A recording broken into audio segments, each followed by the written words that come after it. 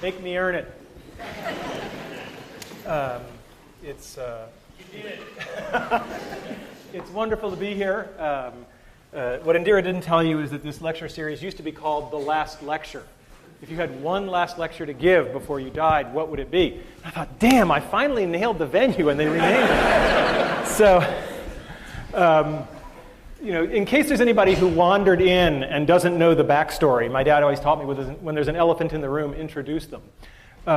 If you look at my CAT scans, there are approximately 10 tumors in my liver, and the doctors told me 3 to 6 months of good health left. That was a month ago, so you can do the math. I have some of the best doctors in the world. So that is what it is. We can't change it, and we just have to decide how we're going to respond to that. We cannot change the cards we are dealt, just how we play the hand. If I don't seem as depressed or morose as I should be, sorry to disappoint you. And I assure you, I am not in denial. It's not like I'm not aware of what's going on. My family, my 3 kids, my wife, we just decamped. We bought a lovely house in Chesapeake, Virginia, near Norfolk, and we're doing that because that's a better place for the family to be down the road. And the other thing is I am in phenomenally good health right now. I mean, it's the greatest thing of cognitive dissonance you will ever see is the fact that I am in really good shape. In fact, I'm in better shape than most of you.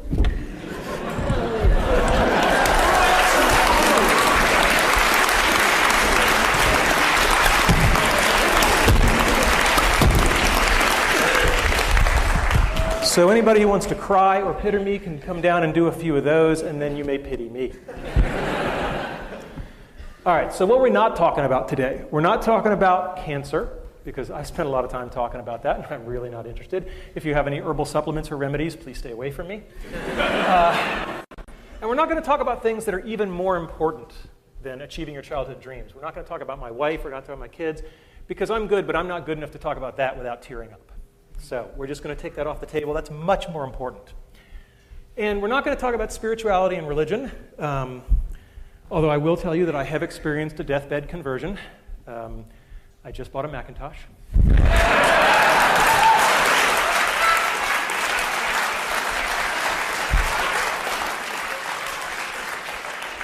Now, I knew I'd get 9% of the audience with that, but... All right, so what is today's talk about then? It's about my childhood dreams and how I've achieved them. I've been very fortunate that way. How I believe I've been able to enable the dreams of others. And to some degree, lessons learned. I'm a professor. There should be some lessons learned. And how you can use the stuff you hear today to achieve your dreams or enable the dreams of others. And as you get older, you may find that enabling the dreams of others thing is even more fun. So what were my childhood dreams? Well, I had a really good childhood. I mean, no kidding around. I was going back through the family archives, and what was really amazing was I couldn't find any pictures of me as a kid where I wasn't smiling, right? And that was just a very gratifying thing. There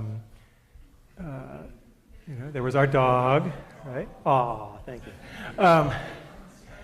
And there I actually have a picture of me dreaming. Right? And I did a lot of that, There's a lot of wake-ups, And it was an easy time to dream. I was born in 1960, right? When you're 8 or 9 years old and you look at the TV set and men are landing on the moon, anything is possible.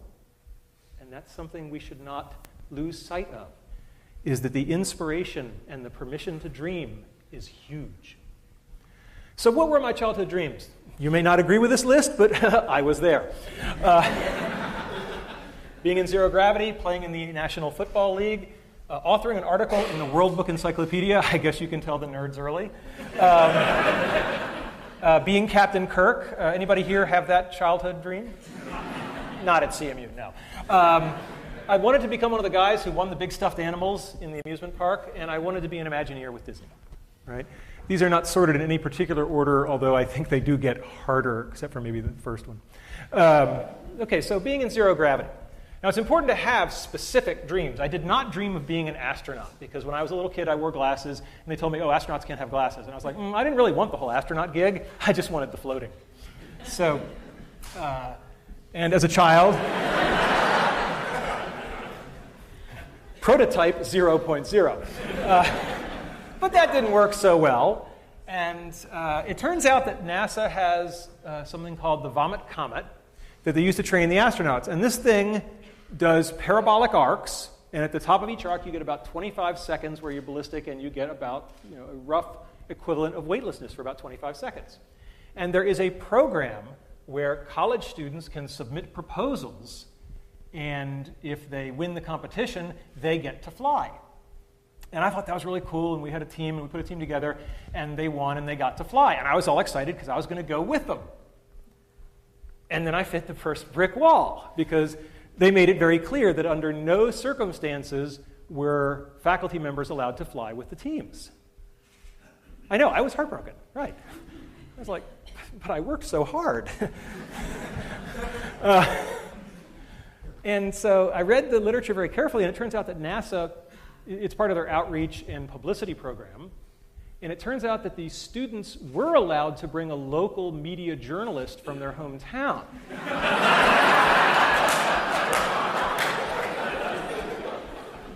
And Randy Pausch, web journalist.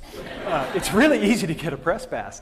So I called up the guys at NASA, and I said, I need to know where to fax some documents. And they said, what documents are you going to fax us? So I said, my resignation as the faculty advisor, and my application as the journalist. And he said, that's a little transparent, don't you think? And I said, yeah, but our project is virtual reality, and we're going to bring down a whole bunch of VR headsets, and all the students from all the teams are going to experience it, and all those other real journalists are going to get to film it. Jim Foley's going, you bastard, yes. And the guy said, here's the fax number. And indeed, we kept our end of the bargain, and that's one of the themes that you'll hear later on in the talk, is have something to bring to the table, right? Because that will make you more welcomed. And if you're curious about what zero gravity looks like, hopefully the sound will be working here. It's on. All right, go get him, Mozzie. This is fantastic. It's just amazing. It's nothing like I expected. We are having a great There I am. I don't think any of us have so far. This is awesome. You got one, Mozzie. That's good. You got a ball for you, Mons. You do pay the piper at the bottom. So, childhood dream number one? Check. All right, let's talk about football. My dream was to play in the National Football League. And most of you don't know that I actually no. No, I did not make it to the National Football League. But I probably got more from that dream and not accomplishing it than I got from any of the ones that I did accomplish. I had a coach. I signed up when I was 9 years old. I was the smallest kid in the league by far. And I had a coach, Jim Graham, who was 6'4". He had played linebacker at Penn State. He was just this hulk of a guy, and he was old school. Okay, I mean really old school. Like he thought the forward pass was a trick play. And he showed up for practice the first day, and this big hulking guy. We were all scared to death of him, and he hadn't brought any footballs. How are we going to have practice without any footballs? And one of the other kids said, "Excuse me, Coach, but there's no football." And Coach Graham said, "Right. How many men are on a football field at a time?" So he said, 11 on a team, 22. And Coach Graham said, "All right, and how many people are touching the football at any given time?" Well, one of them. And he said, "Right, so we're going to work on what those other 21 guys are doing." And that's a really good story because it's all about fundamentals. Fundamentals, fundamentals, fundamentals. You've got to get the fundamentals down because otherwise the fancy stuff isn't going to work. And the other Jim Graham story I have is there was one practice where he just rode me, all practice. Just, you're doing this wrong, go back and do it again, you owe me, you're doing push-ups after practice. And when it was all over, one of the other assistant coaches came over and said, "Yeah, Coach Graham rode you pretty hard, didn't he?" I said, "Yeah." He said, "That's a good thing." He said, "When you're screwing up and nobody's saying anything to you anymore, that means they gave up." And that's a lesson that stuck with me my whole life, is that when you see yourself doing something badly and nobody's bothering to tell you anymore, that's a very bad place to be. Your critics are your ones telling you they still love you and care. After Coach Graham, I had another coach, Coach Setliff, and he taught me a lot about the power of enthusiasm. He did this one thing where only for one play at a time, he would put people in at like the most horrifically wrong position for them. Like all the short guys would become receivers, right? It was just laughable. But we only went in for one play, right? And boy, the other team just never knew what hit them. Because when you're only doing it for one play and you're just not where you're supposed to be, and freedom's just another word for nothing left to lose, boy, are you going to clean somebody's clock for that one play. And that kind of enthusiasm was great. And to this day, I am most comfortable on a football field. I mean, it's just one of those things where, you know, if I'm working a hard problem, people will see me wandering the halls with one of these things. And that's just because, you know, when you do something young enough and you train for it, it just becomes a part of you. And I'm very glad that football was a part of my life. And if I didn't get the dream of playing in the NFL, that's okay. I probably got stuff more valuable. Because looking at what's going on in the NFL, I'm not sure those guys are doing so great right now. Okay? And so one of the expressions I learned in electronic arts, which I love, which pertains to this, is experience is what you get when you didn't get what you wanted. And I think that's absolutely lovely. And the other thing about football is we send our kids out to play football or soccer or swimming or whatever it is. And it's the first example of what I'm going to call a head fake or indirect learning. We actually don't want our kids to learn football. I mean, yeah, it's really nice that I have a wonderful three-point stance and that I know how to do a chop block and all this kind of stuff. But we send our kids out to learn much more important things: teamwork, sportsmanship, perseverance, et cetera, et cetera. And these kinds of head fake learnings are absolutely important. And you should keep your eye out for them because they're everywhere. All right, a simple one, being an author in the World Book Encyclopedia. When I was a kid, we had the World Book Encyclopedia on the shelf. For the freshmen, this is paper. We used to have these things called books. And after I had become somewhat of an authority on virtual reality, but not like a really important one, so I was at the level of people the World Book would badger, they called me up and I wrote an article, and this is Caitlin Kelleher. And there's an article, if you go to your local library where they still have copies of the World Book, look under V for virtual reality, and there it is. And all I have to say is that having been selected to be an author in the World Book Encyclopedia, I now believe that Wikipedia is a perfectly fine source for your information because I know what the quality control is for real encyclopedias. They let me in. All right, next one.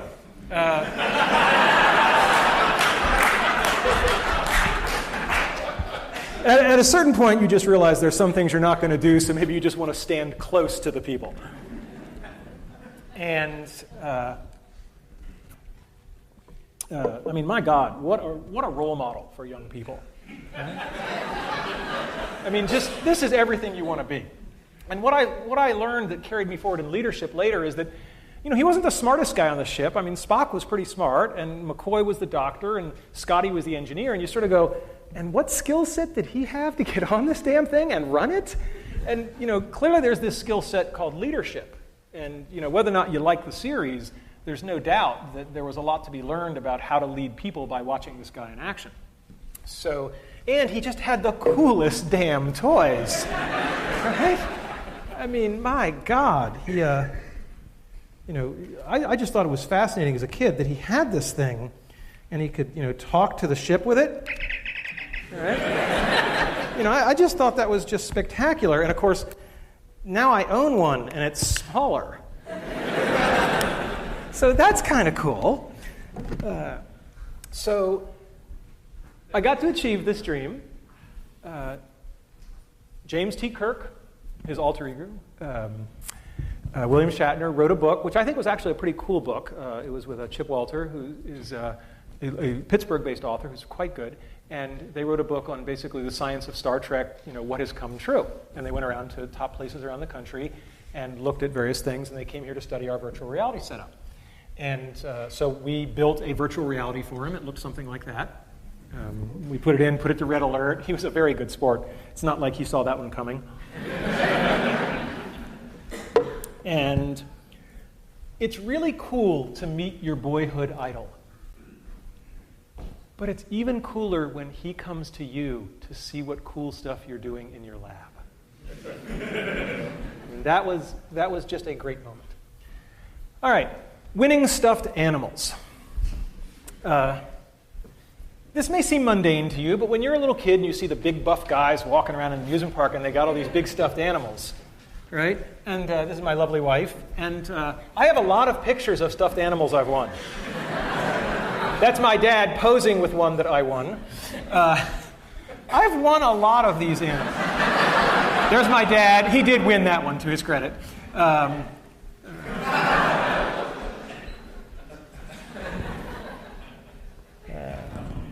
Right? And this was just a big part of my life and my family's life. But, I can hear the cynics. In this age of digitally manipulated things, maybe those bears really aren't in the picture with me, or maybe I paid somebody $5 to take a picture in the theme park next to the bear. And I said, how in this age of cynicism can I convince people? And I said, I know. I can show them the bears. Bring them out.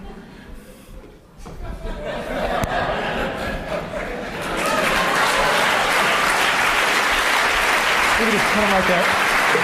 We just put them back against the wall. Disney. It's hard to hear you. Okay. Okay. Thanks, honey. So here's some bears. We didn't have quite enough room in the moving truck down to Chesapeake, and anybody who'd like a little piece of me at the end of this, feel free to come up. First come, first serve. All right, my next one, being an Imagineer. This was the hard one. Believe me, getting to zero gravity is easier than becoming an Imagineer. When I was a kid, I was 8 years old, and our family took a trip cross-country to see Disneyland. And if you've ever seen the movie National Lampoon's Vacation, it was a lot like that. There's a quest. And these are real vintage photographs. And there I am in front of the castle, and there I am. And for those of you who are into foreshadowing, this is the Alice ride. And I just thought this was just the coolest environment I'd ever been in. And instead of saying, gee, I want to experience this, I said, I want to make stuff like this.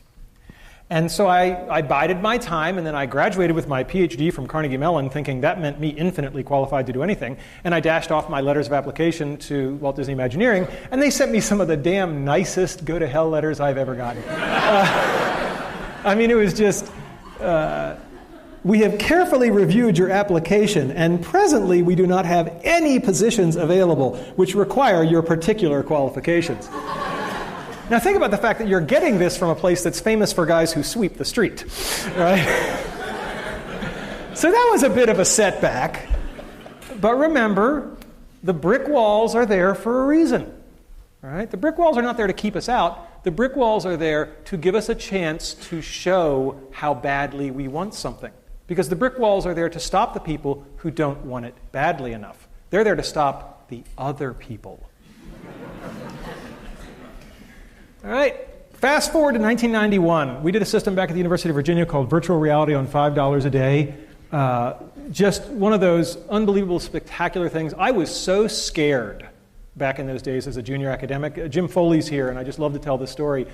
He knew my undergraduate advisor, Andy Van Dam, and I'm at my first conference, and I'm just scared to death. And this icon in the user interface community walks up to me and just out of nowhere just gives me this huge bear hug, and he says, that was from Andy. And that was when I thought, okay, maybe I can make it, all right? Maybe I do belong. And a similar story is that this was just this unbelievable hit because at the time everybody needed $500,000 to do virtual reality, and everybody felt frustrated. And we literally hacked together a system for about $5,000 in parts and made a working VR system. And people were just like, oh my God, this the Hewlett-Packard Garage thing, this is so awesome. And so I'm giving this talk, and the room has just gone wild. And during the Q&A, a guy named Tom Furness, who was one of the big names in virtual reality at the time, he goes up to the microphone and he introduces himself. And I didn't know what he looked like, but I sure as hell knew the name. And he asked a question. And I was like, I'm sorry, did you say you're Tom Furness? He said, yes. I said, then I would love to answer your question, but first, will you have lunch with me tomorrow? And there's a lot in that little moment, right? There's a lot of humility, but also asking a person where he can't possibly say no.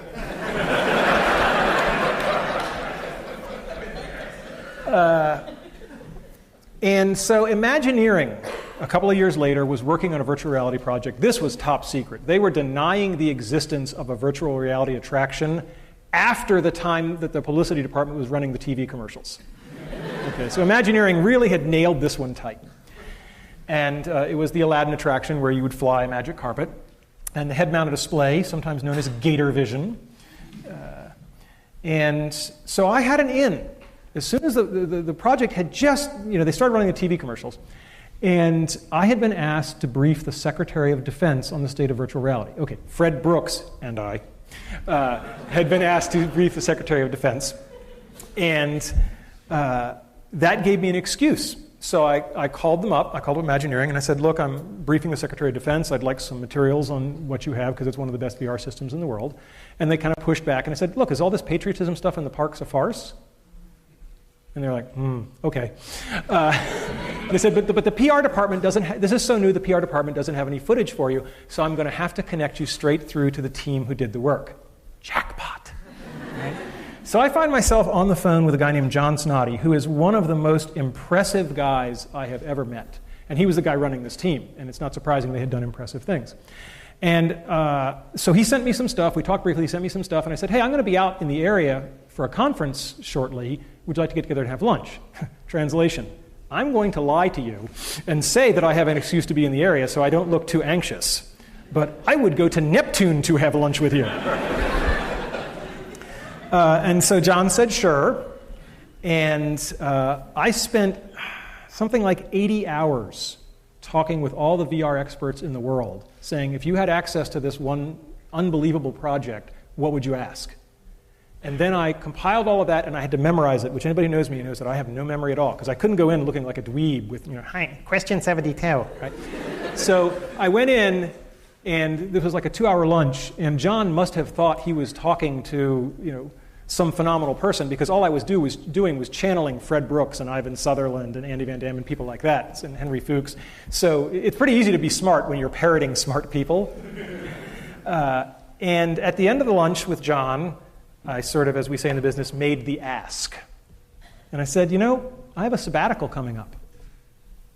And he said, what's that? The beginnings of the culture clash. And so I talked to him about the possibility of coming there and working with him. And he said, well, that's really good, except, you're in the business of telling people stuff, and we're in the business of keeping secrets. Right? And then what made John Snoddy was he said, but we'll work it out. Right? Which I really loved. The other thing that I learned from John Snoddy, I could do easily an hour-long talk just on what have I learned from John Snoddy. One of the things he told me was that wait long enough and people will surprise and impress you. He said, when you're pissed off at somebody and you're angry at them, you just haven't given them enough time. Just give them a little more time, and they'll almost always impress you. And that really stuck with me. I think he's absolutely right on that one. To make a long story short, we negotiated a legal contract. It was going to be the first, some people referred to it as the first and last paper ever published by Imagineering. But the deal was I provide my own funding, I go for 6 months, I work with a project, we publish a paper. And then we meet our villain. I can't be all sweetness and light because I have no credibility. Somebody's head's going to go on a stick. Turns out that the person who gets his head on the stick is a dean back at the University of Virginia. His name is not important. Let's call him Dean Wormer.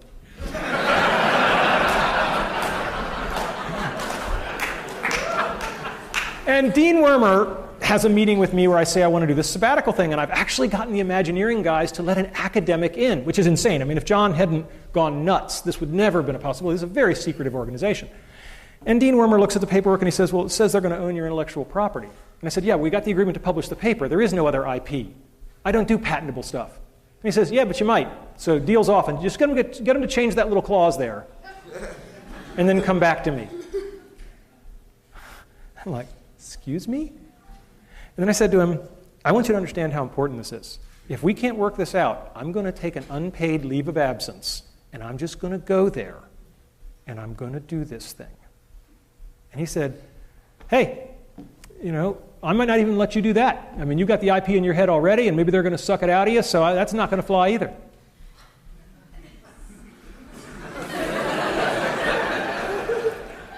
It's very important to know when you're in a pissing match. And it's very important to get out of it as quickly as possible. So I said to him, well, let's back off on this. Do we think this is a good idea at all?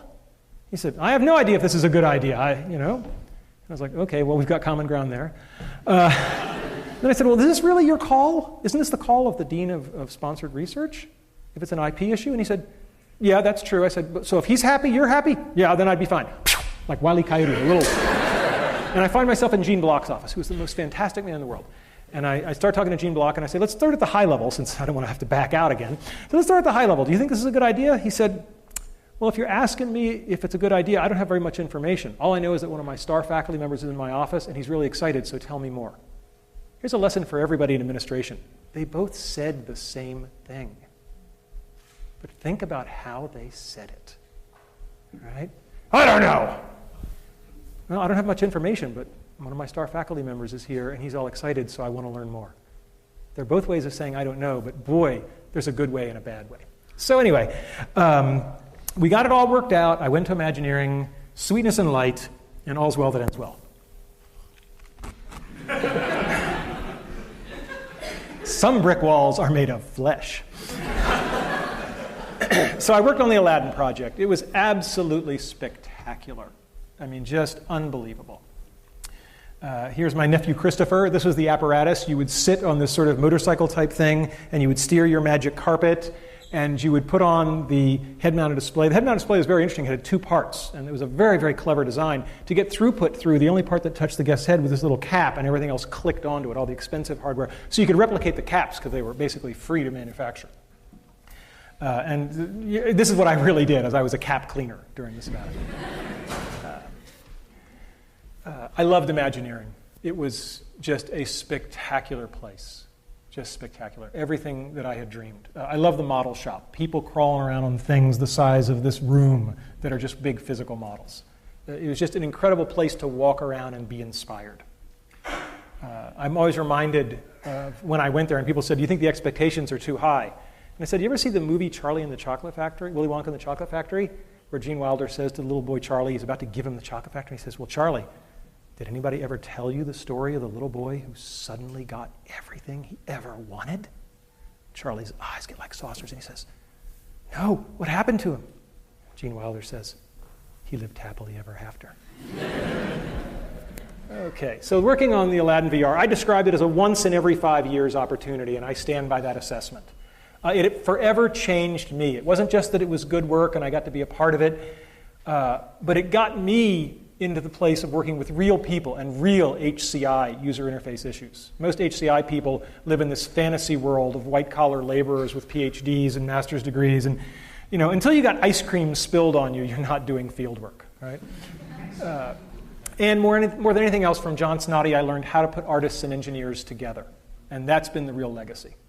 We published a paper, just a nice academic cultural scandal. When we wrote the paper, the guys at Imagineering said, well, let's do a nice big picture, like you would in a magazine. And the SIGGRAPH committee, which accepted the paper, it was like this big scandal. Are they allowed to do that? There was no rule. So we published the paper, and amazingly, since then, there's a tradition of SIGGRAPH papers having color figures on the first page. So I've changed the world in a small way. And then at the end of my 6 months, they came to me and they said, you want to do it for real? You can stay.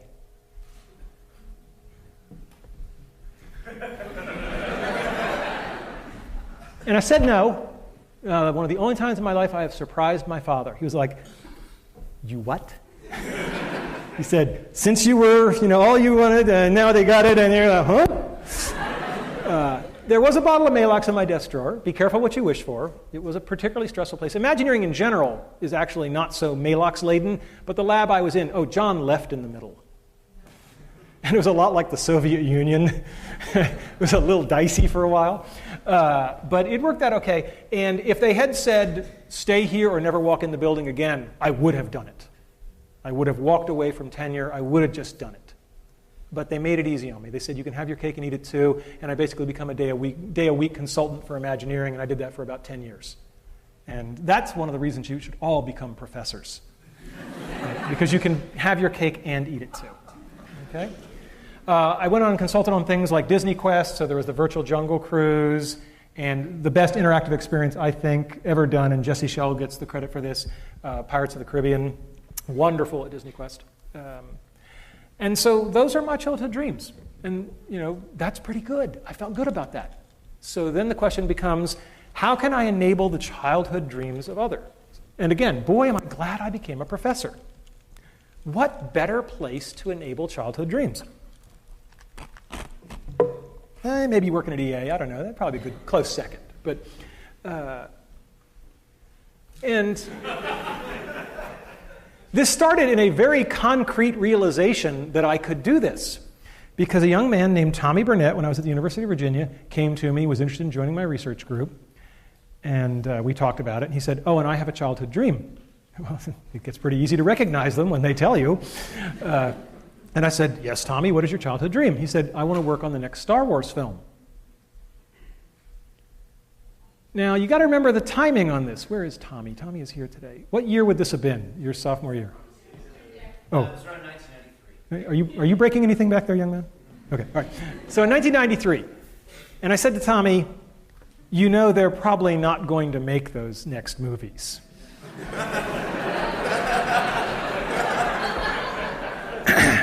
And he said, "No, they are."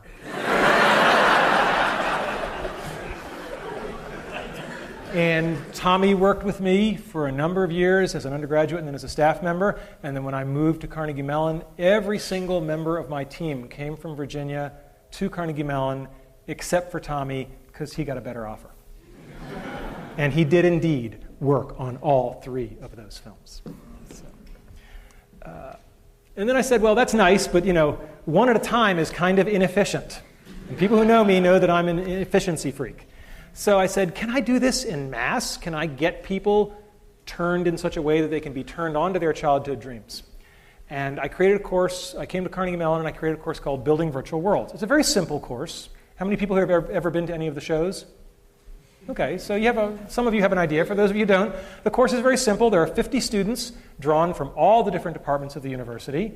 There are randomly chosen teams, 4 people per team, and they change every project. A project only lasts 2 weeks, so you do something, you make something, you show something, then I shuffle the teams, you get 3 new playmates, and you do it again. And it's every 2 weeks, and so you do 5 projects during the semester. The first year we taught this course, it is impossible to describe how much of a tiger by the tail we had.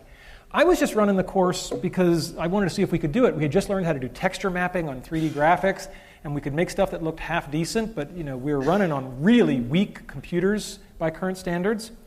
But I said, I'll give it a try. And at my new university, I made a couple of phone calls, and I said, I want to cross-list this course to get all these other people. And within 24 hours, it was cross-listed in 5 departments. I love this university. I mean, it's the most amazing place. And I said, and the kids said, well, what content do we make? I said, hell, I don't know. You make whatever you want. 2 rules: no shooting violence and no pornography. Not because I'm opposed to those in particular, but, that's been done with VR, right? And you'd be amazed how many 19-year-old boys are completely out of ideas when you take those off the table.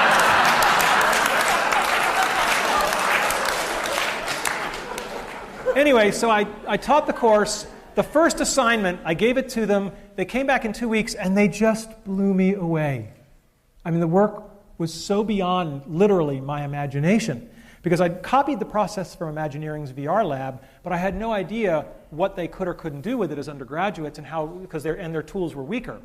And they came back in the first assignment, and they did something that was so spectacular that I literally did 10 years as a professor, and I had no idea what to do next. So I called up my mentor. I called up Andy Van Dam. And I said, Andy, I just gave a 2-week assignment, and they came back and did stuff that if I'd given them a whole semester, I would have given them all A's. Sensei, what do I do?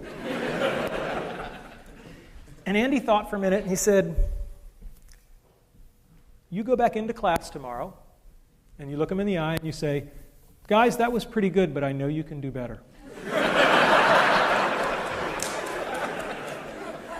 And that was exactly the right advice, because what he said was, you obviously don't know where the bar should be.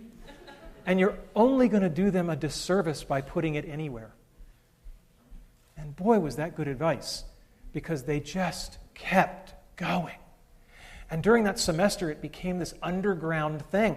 I'd walk into a class with 50 students in it, and there were 95 people in the room. Because it was the day we were showing work, and people's roommates and friends and parents. I'd never had parents come to class before. It was flattering and somewhat scary. And so it snowballed, and we had this bizarre thing of, well, we got to share this. If there's anything I've been raised to do, it's to share. And I said, we got to show this at the end of the semester. We got to have a big show. And we booked this room, Economy. I have a lot of good memories in this room. And we booked it not because we thought we could fill it, but because it had the only AV setup that would work, because this was a zoo, right? Computers and everything. And then we filled it. And we more than filled it. We had people standing in the aisle. I will never forget the dean at the time, Jim Morris, was sitting on the stage right about there. We had to kind of scoot him out of the way. And the energy in the room was like nothing I'd ever experienced before. And President Cohen, Jerry Cohen, was there, and he sensed the same thing. He later described it as like an Ohio State football pep rally, except for academics. And he came over and he asked exactly the right question. He said, before you start, he said, I got to know, where are these people from? He said, the audience, what departments are they from? And we polled them, and it was all the departments. And I felt very good, because I had just come to campus, he had just come to campus, and my new boss had seen in a very corporal way that this is the university that puts everybody together. And that made me feel just tremendous. So we did this campus-wide exhibition. People perform down here. They're in costume, and we project just like this, and you can see what's going on. You can see what they're seeing in the head mount. There's a lot of big props. So there's a guy whitewater rafting. This is Ben and E.T. And yes, I did tell them if they didn't do the shot of the kids biking across the moon, I would fail him. That is a true story. And I thought I'd show you just... So I thought I'd show you just one world. And if we can get the lights down, if that's at all possible. No, okay, that means no. All right. All right, we'll just do our best then. Oh, hello there. I'm lonely. Make me a world. Make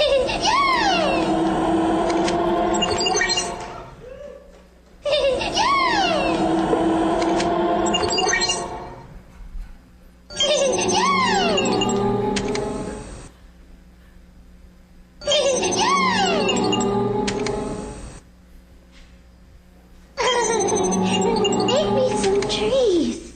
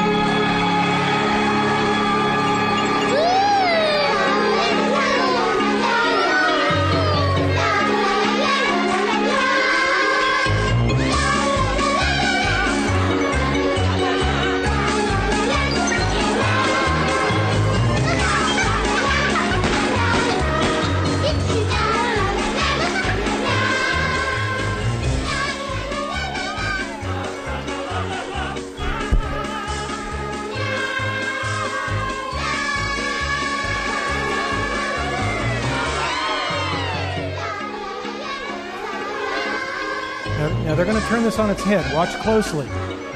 The world doesn't want to go on to the next thing in the show. So she's ready to move on, and it's not.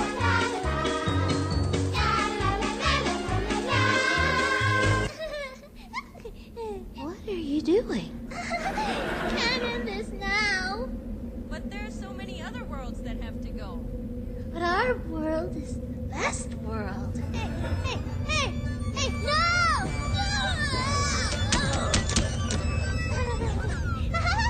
Here I am! We're gonna shut you down. Control-Alt-Delete. Not Control-Alt-Delete.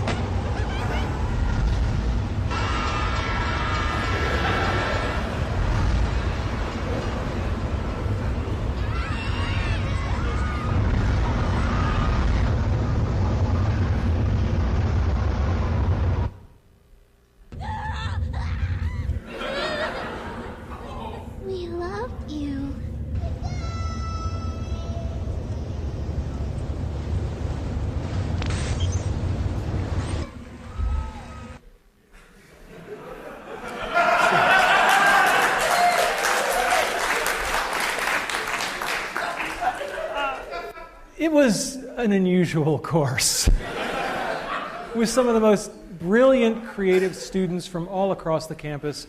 It just was a joy to be involved with. And they took the whole stage performance aspect of this way too seriously. And it became this campus phenomenon every year. People would line up for it. It was very flattering. And it gave kids a sense of excitement of putting on a show for people who were then excited about it. And I think that's one of the best things you can give somebody, the chance to show them what it feels like to make other people get excited and happy. I mean, that's a tremendous gift. We always tried to involve the audience, whether it was people with glow sticks or batting a beach ball around or driving. This is really cool. This technology actually got used at the Spider-Man 3 premiere in LA, so the audience was controlling something on the screen, so that's kind of nice. And I don't have a class picture from every year, but I dredged all the ones that I do have, and all I can say is that what a privilege and an honor it was to teach that course for something like 10 years. And all good things come to an end, and I stopped teaching that course about a year ago. People always ask me, what was my favorite moment? I don't know if you can have a favorite moment, but boy, there's one I'll never forget. This was a world with, I believe, a roller skating ninja.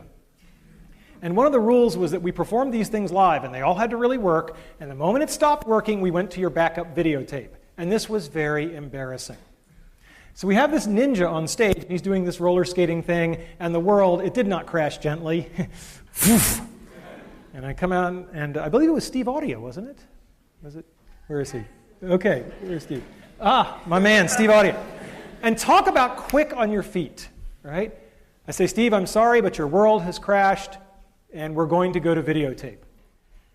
And he pulls out his ninja sword and says, I am dishonored! Wah! And just drops.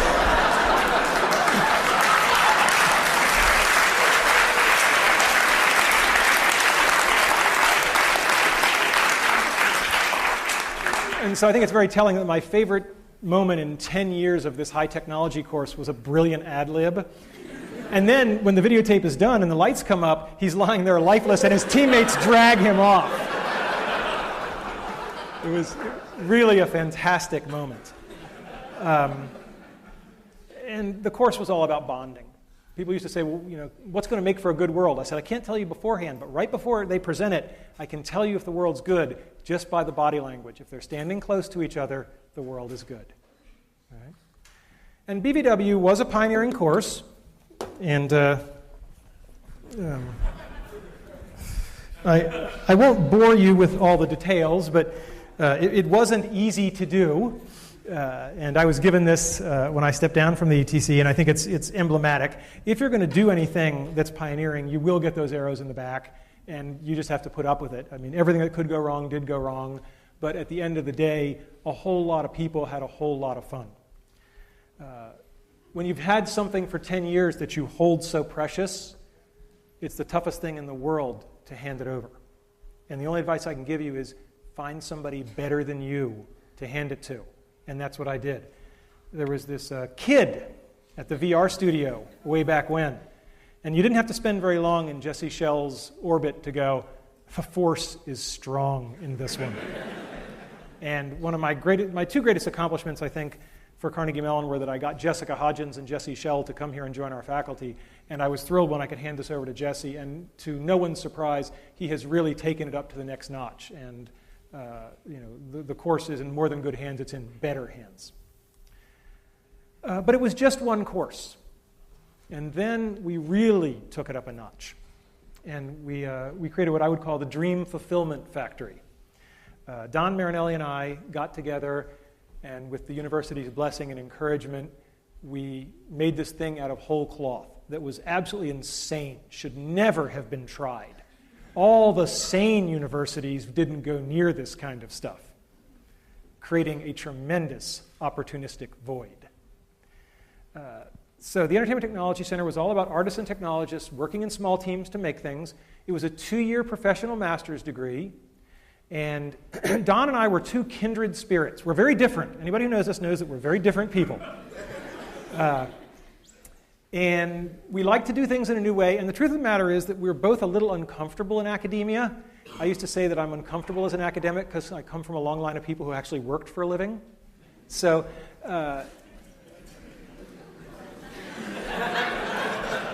I detect nervous laughter. All right. And I want to stress, Carnegie Mellon is the only place in the world that the ETC could have happened. By far, the only place. Okay, this picture was Don's idea, okay? And we like to refer to this picture as Don Marinelli on guitar and Randy Pausch on keyboards. But we really did play up the left brain, right brain, and it worked out really well that way. Don is an intense guy.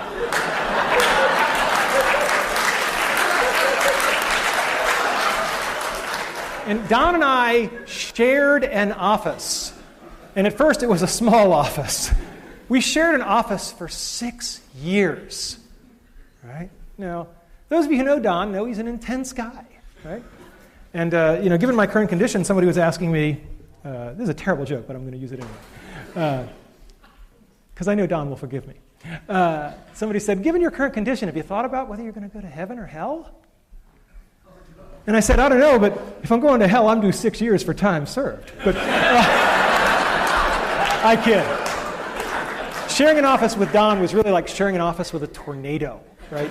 There was just so much energy, and you never knew which trailer was next, right? But you knew something exciting was going to happen. And there was so much energy. And I do believe in giving credit where credit is due. So in my typically visual way, right, if Don and I were to split the success for the ETC, he clearly gets the lion's share of it. He did the lion's share of the work. Okay, he had the lion's share of the ideas. It was a great teamwork. I think it was a great yin and yang, but it was more like yin and yang. Right?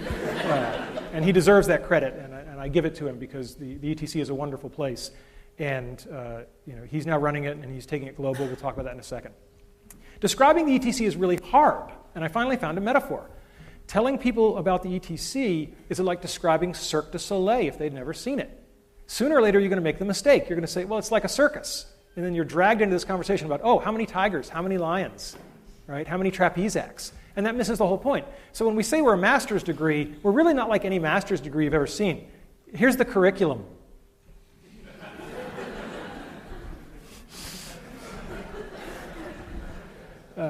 The curriculum ended up looking like this. All I want to do is visually communicate to you that you do 5 projects in building virtual worlds, then you do 3 more. All of your time is spent in small teams making stuff. None of that book learning thing. Don and I had no patience for the book learning thing. It's a master's degree. They already spent 4 years doing book learning. Right? By now, they should have read all the books. The keys to success were that Carnegie Mellon gave us the reins. Completely gave us the reins. We had no deans to report to. We reported directly to the provost, which is great because the provost is way too busy to watch you carefully. We were given explicit license to break the mold. It was all project-based. It was intense. It was fun. And we took field trips.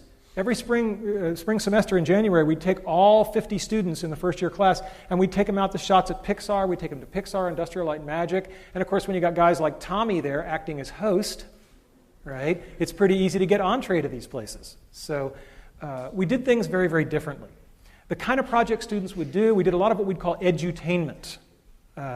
We developed a bunch of things with the Fire Department of New York, a network simulator for training firefighters, using video game-ish type technology to teach people useful things. That's not bad. Companies did this strange thing. They put in writing, we promise to hire your students.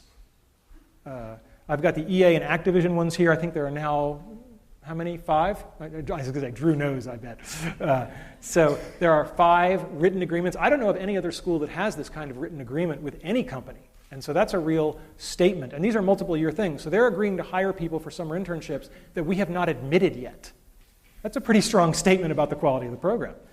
And Don, as I said, he's crazy. And I mean that in a wonderful, complimentary way. He's doing these things where I'm like, oh my God. He's not here tonight because he's in Singapore, because there's going to be an ETC campus in Singapore. There's already one in Australia, and there's going to be one in Korea. So this is becoming a global phenomenon. So I think this really speaks volumes about all the other universities. It's really true that Carnegie Mellon is the only university that can do this. We just have to do it all over the world now. Right? One of the big success about the ETC is teaching people about focus. Oh, now I hear the nervous laughter from the students. I had forgotten the delayed shock therapy effect of these bar charts. When you're taking Building Virtual Worlds, every 2 weeks we get peer feedback. We put that all into a big spreadsheet, and at the end of the semester, you've had 3 teammates per project, 5 projects, that's 15 data points, that's statistically valid, and you get a bar chart telling you on a ranking of how easy you are to work with where you stack up against your peers. Boy, that's hard feedback to ignore. Some still managed, but but for the most part, people looked at that and went, wow, I gotta pick it up a notch. I better start thinking about what I'm saying to people in these meetings. And that is the best gift an educator can give, is to get somebody to become self-reflective. So the ETC was wonderful, but even the ETC, and even as Don scales it around the globe, it's still very labor-intensive. You know, it's not Tommy 1 at a time. It's not a research group 10 at a time. It's 50 or 100 at a time per campus times 4 campuses. But I wanted something infinitely scalable, right?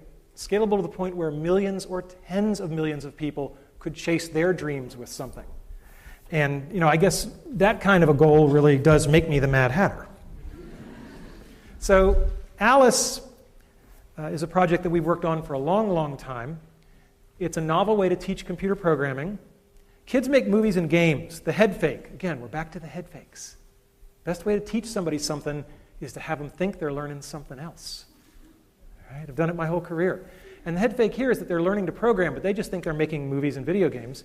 This thing has already been downloaded well over 1 million times. There are 8 textbooks that have been written about it. 10% of US colleges are using it now. And it's not the good stuff yet. The good stuff is coming in the next version. Okay? I, like Moses, get to see the promised land, but I won't get to set foot in it.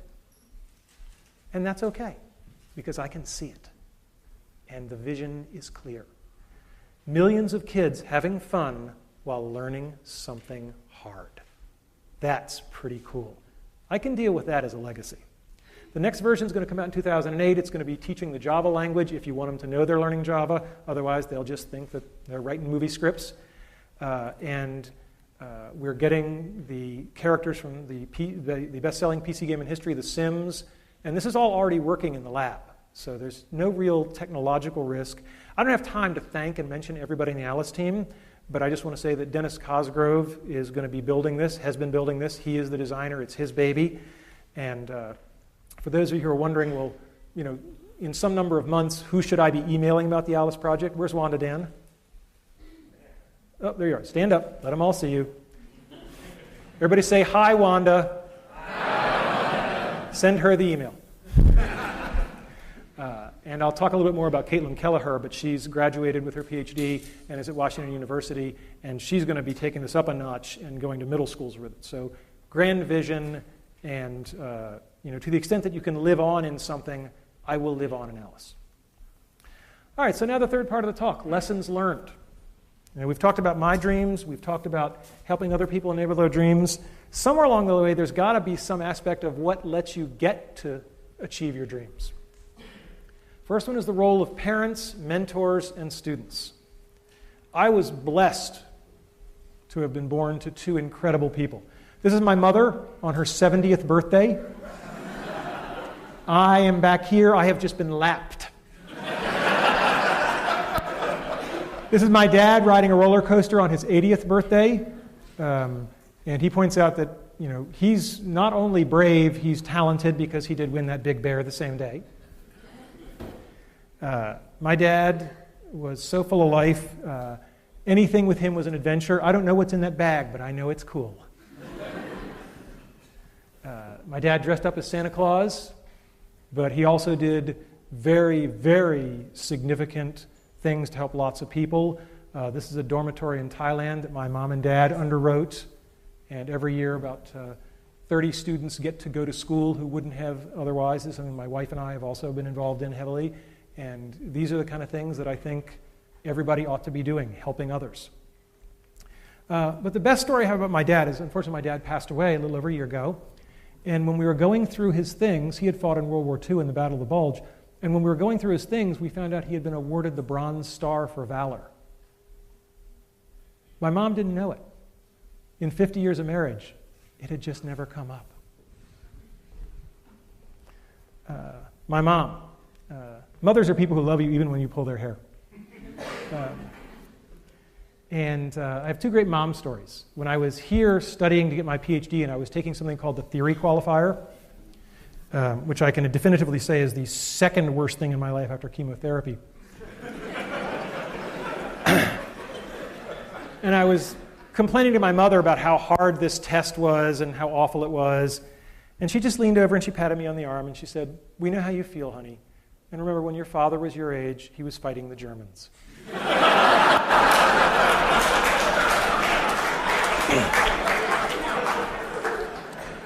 After I got my PhD, my mother took great relish in introducing me as, "This is my son. He's a doctor, but not the kind who helps people."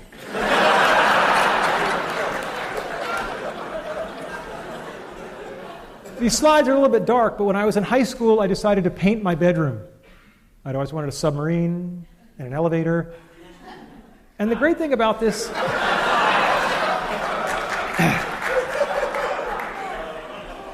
What can I say? And the great thing about this is they let me do it. And they didn't get upset about it, and it's still there.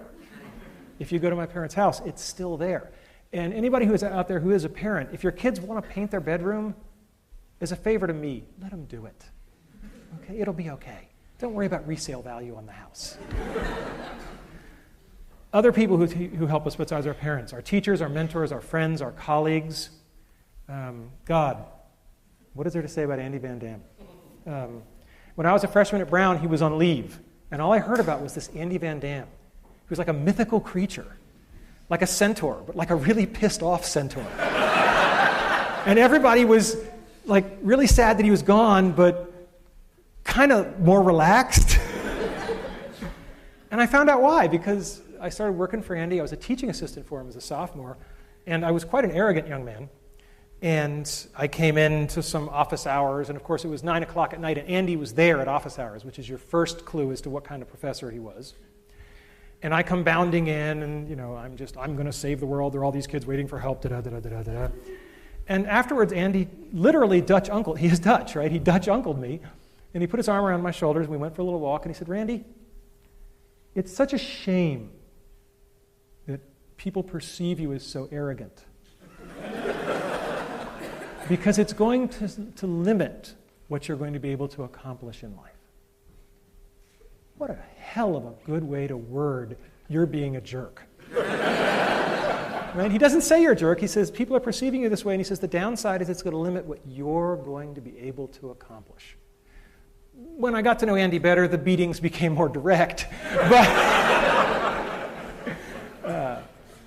I could tell you Andy stories for a month, but the one I will tell you is that when it came time to start thinking about what to do after graduating from Brown, it had never occurred to me in a million years to go to graduate school, just out of my imagination. It wasn't the kind of thing people from my family did. We got, say, what do you call them, jobs. So, and Andy said, "No, don't go do that. Go get a PhD, become a professor." And I said, "Why?" And he said, "Because you're such a good salesman that any company who gets you is going to use you as a salesman, and you might as well be selling something worthwhile, like education."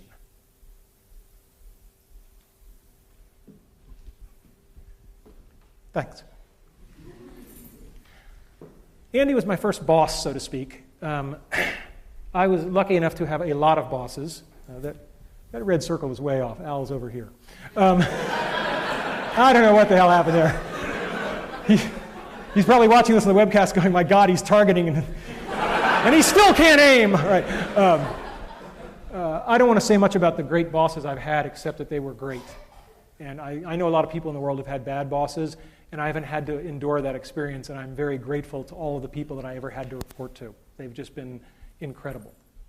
But it's not just our bosses. We learn from our students. I think the best head fake of all time comes from Dr. Caitlin Keller, who just finished up here and is starting at Washington University.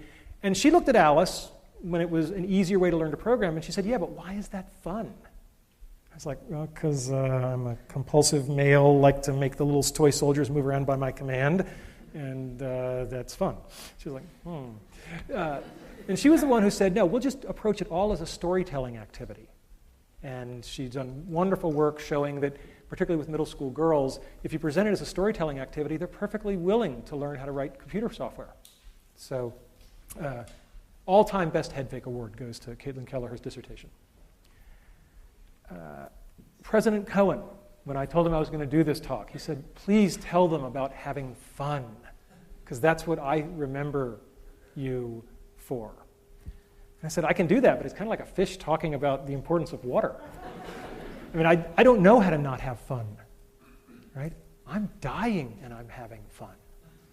And I'm going to keep having fun every day I have left, because there's no other way to play it, right? So my next piece of advice is, you just have to decide if you're a Tigger or you're an Eeyore. I think I'm clear where I stand on the great Tigger-Eeyore debate. Never lose the childlike wonder. It's just too important. It's what drives us. Help others. Denny Prophet knows more about helping other people. He's forgotten more than I'll ever know. He's taught me by example how to run a group, how to care about people. M.K. Haley, I have a theory that people who come from large families are better people because they've just had to learn how to get along. M.K. Haley comes from a family with 20 kids. Yeah, unbelievable. And she always says it's kind of fun to do the impossible. When I first got to Imagineering, she was one of the people who dressed me down. And she said, I understand you've joined the Aladdin Project. What can you do? And I said, well, I'm a tenured professor of computer science. And she said, well, that's very nice, Professor Boy, but that's not what I asked. I said, what can you do?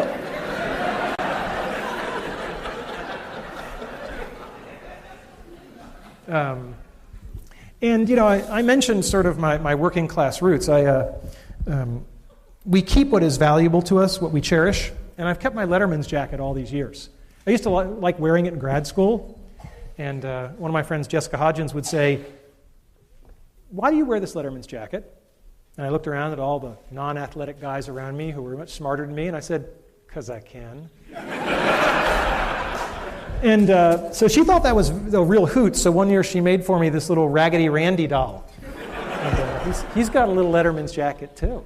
That's my all-time favorite. It's the perfect gift for the egomaniac in your life.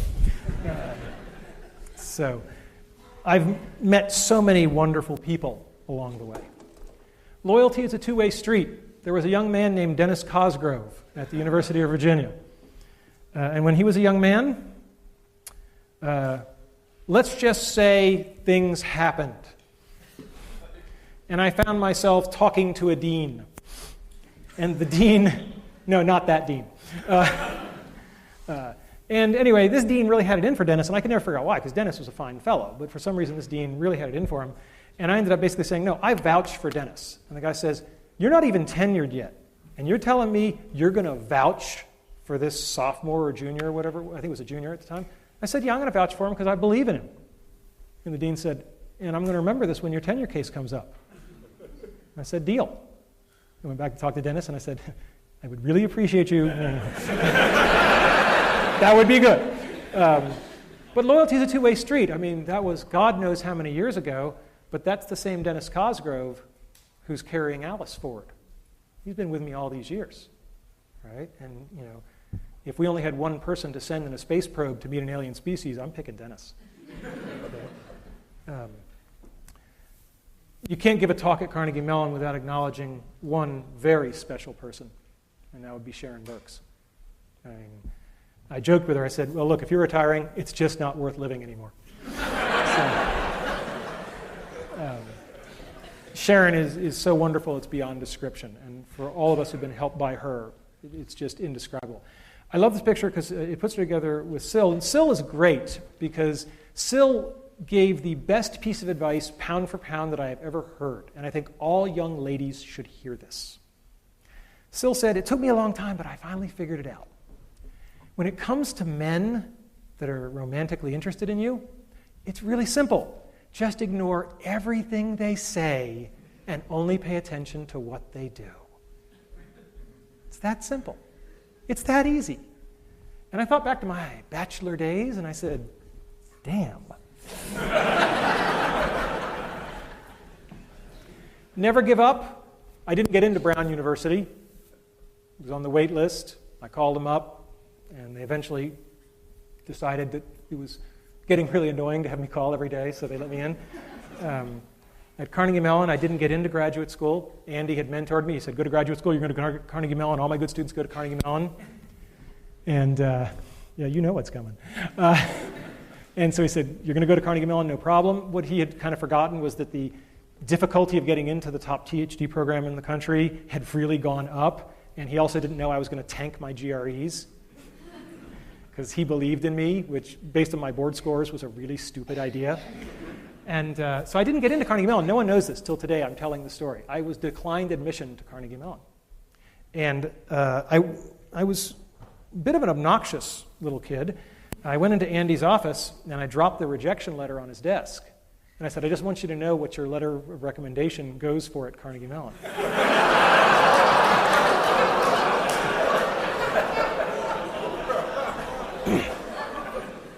And before the letter had hit his desk, his hand was on the phone, and he said, I will fix this. And I said, no, I don't want to do it that way. That's not the way I was raised. You know, maybe some other graduate schools will see fit to admit me. And he said, look, Carnegie Mellon's where you're going to be. He said, I'll tell you what, I'll make you a deal. Go visit the other schools, because I did get into all the other schools. He said, go visit the other schools, and if you really don't feel comfortable at any of them, then will you let me call Nico? Nico being Nico Haberman. And I said, okay, deal. I went to the other schools without naming them by name. Berkeley, Cornell. They managed to be so unwelcoming that I found myself saying to Andy, you know, I'm going to go get a job. And he said, no, you're not. And he picked up the phone and he talked in Dutch. And he hung up the phone and he said, Nico says if you're serious, be in his office tomorrow morning at 8 a.m. And for those of you who know Nico, this is really scary. So I'm in Nico Haberman's office the next morning at 8 a.m. and he's talking with me. And frankly, I don't think he's that keen on this meeting. I don't think he's that keen at all. And he says, Randy, why are we here? And I said, because Andy phoned you? And I said, well, since you admitted me, I have won a fellowship. The Office of Naval Research is a very prestigious fellowship. I've won this fellowship, and that wasn't in my file when I applied. And Nico said, a fellowship, money, we have plenty of money. That was back then. And he said, we have plenty of money. Why do you think having a fellowship makes any difference to us? And he looked at me. There are moments that change your life. And 10 years later, if you know, in retrospect, it was one of those moments, you're blessed. But to know it at the moment, with Nico staring through your soul. And I said, I didn't mean to imply anything about the money. It's just that it was an honor. There were only 15 given nationwide. And I did think it was an honor that would be something that would be meritorious. And I apologize if that was presumptuous. And he smiled. And that was good. So, how do you get people to help you? You can't get there alone. People have to help you, and I do believe in karma. I believe in paybacks. You get people to help you by telling the truth, being earnest. I'll take an earnest person over a hip person every day, because hip is short-term. Earnest is long-term. Apologize when you screw up, and focus on other people, not on yourself. And I thought, how do I possibly make a concrete example of that? Do we have a concrete example of focusing on somebody else over there? Can we bring it out? See, yesterday was my wife's birthday. If there was ever a time I might be entitled to have the focus on me, it might be the last lecture. But no, I feel very badly that my wife didn't really get a proper birthday, and I thought it'd be very nice if 500 people...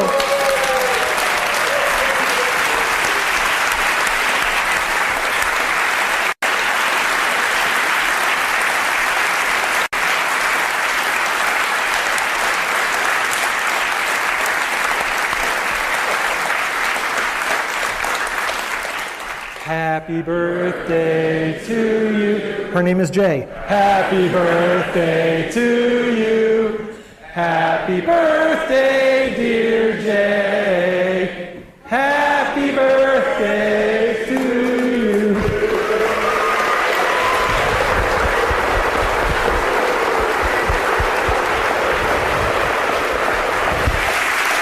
blow it up.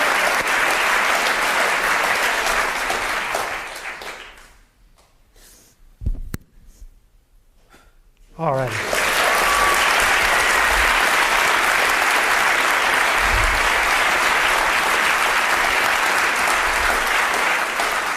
And now you all have an extra reason to come to the reception. Remember, brick walls let us show our dedication. They are there to separate us from the people who don't really want to achieve their childhood dreams. Don't bail. The best of the gold is at the bottom of barrels of crap.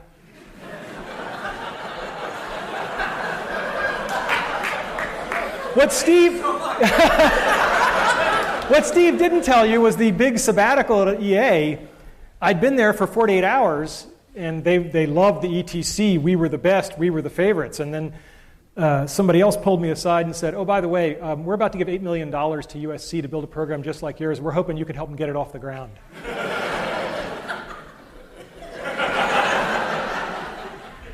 And then Steve came along and they said, what? Oh, God. And to quote a famous man, I will fix this. And he did. Steve has been an incredible partner, and we have a great relationship, personal and professional, and he has certainly been point man on getting a gaming asset to help teach millions of kids. And, that's just incredible. But, it certainly would have been reasonable for me to leave 48 hours into that sabbatical, but it wouldn't have been the right thing to do. And when you do the right thing, good stuff has a way of happening.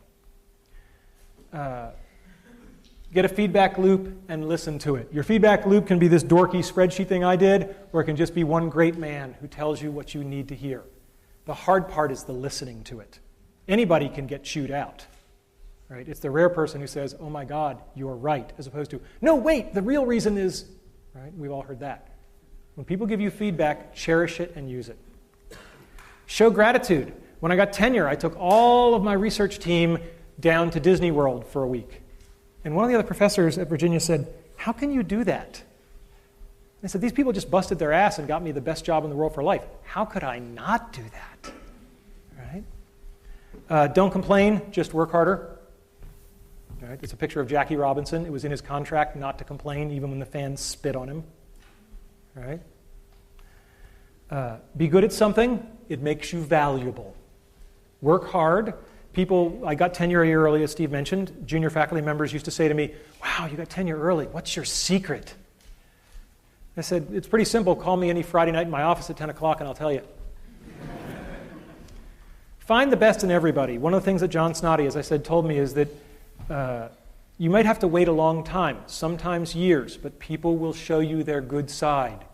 Just keep waiting, no matter how long it takes. No one is all evil. Everybody has a good side. Just keep waiting. It will come out.